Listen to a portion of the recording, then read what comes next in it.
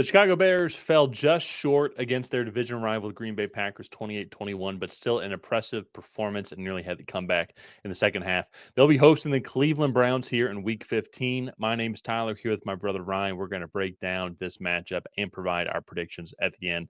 So be sure to stay tuned. Leave a comment. Let us know who you think is going to win and why. We're trying to get to 10,000 subscribers by the end of the year. Let's see if we can make that possible by hitting that subscribe button. And Ryan, let's get into it here.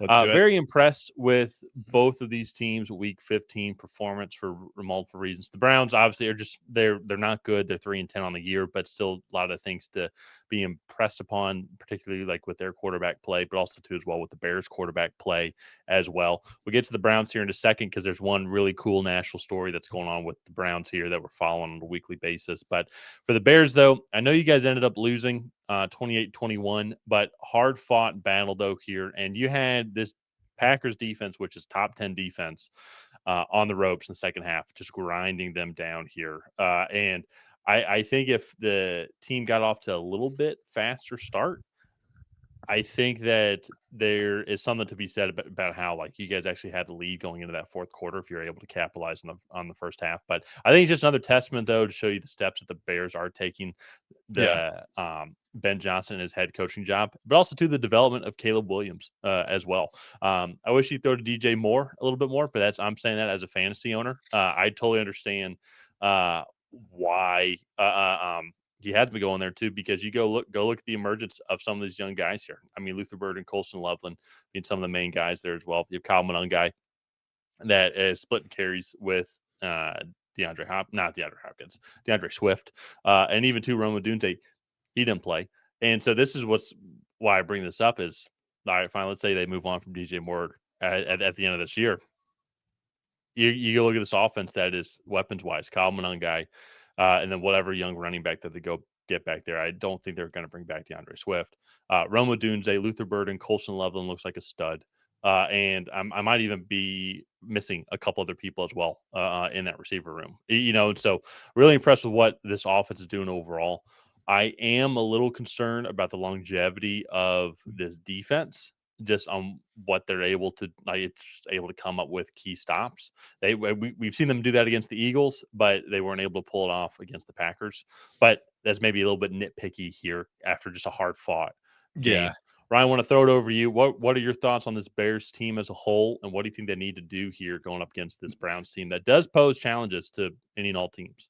Yeah, my one thing with this Bears defense, and I kind of said it in the preview versus the Packers game, is just if they're not forcing turnovers, they're struggling. They're giving up a lot of yards in both passing and rushing categories. They're not really generating a lot of sacks or a lot of like true negative plays. But then when you look at their turnovers, they're like top 5 in turnovers forced. And I think that is like the bread and butter of this defense. They're really aggressive, which is, I think, a good thing. But at the end of the day, if you're being aggressive and you're not forcing turnovers and you're not generating a lot of negative plays, then you're probably not performing all that well. So that's my one thing here with the Bears. Other than that, offensively, I was really impressed with them. I still think Caleb Williams has like some room to develop in that passing game, but this running game has just been absolutely phenomenal. What Ben Johnson has done here with the Chicago Bears, they very easily could have won that game against Green Bay, who I personally think is one of the best teams in the NFL. And so, I mean, I think the Bears got to be in that conversation as well as, one of the top teams in the NFL. And you've been saying this in a lot of the videos this week, is just anybody that makes the playoffs has a chance to really win the Super Bowl this year. And it doesn't feel like anybody's really separated themselves. And I feel like last week was more of an example of that. Yeah.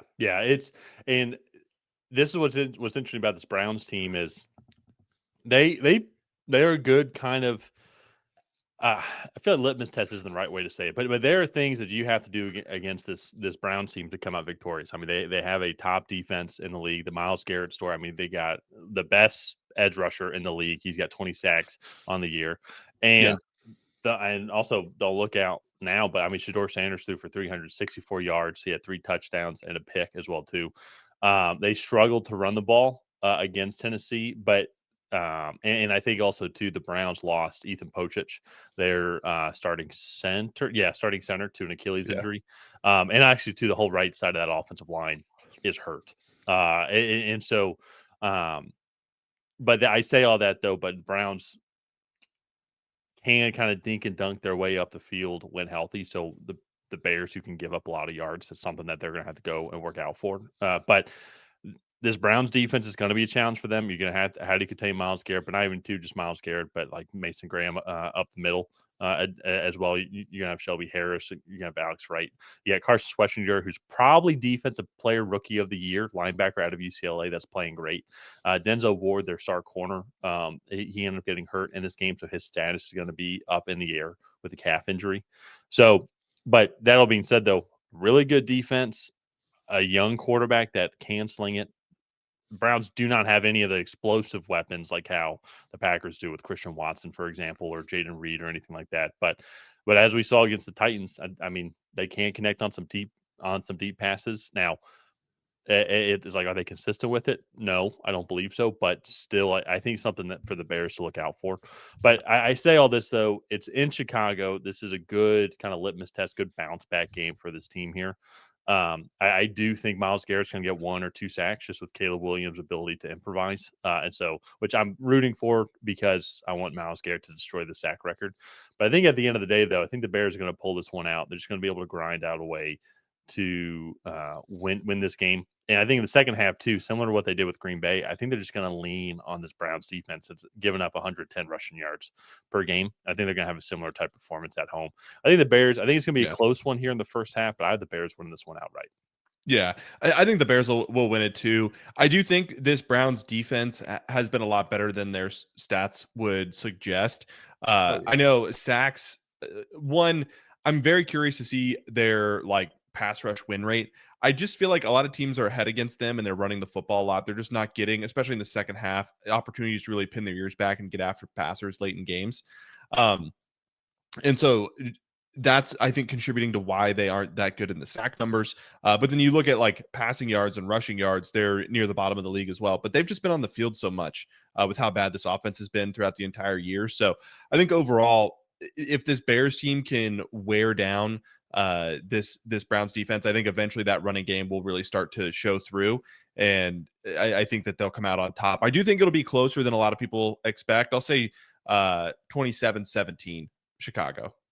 I think that's fair, and that's one. It's interesting too talking with the Browns. I think it came out Shador Sanders is going to be the starting quarterback now for the rest of the year. He does.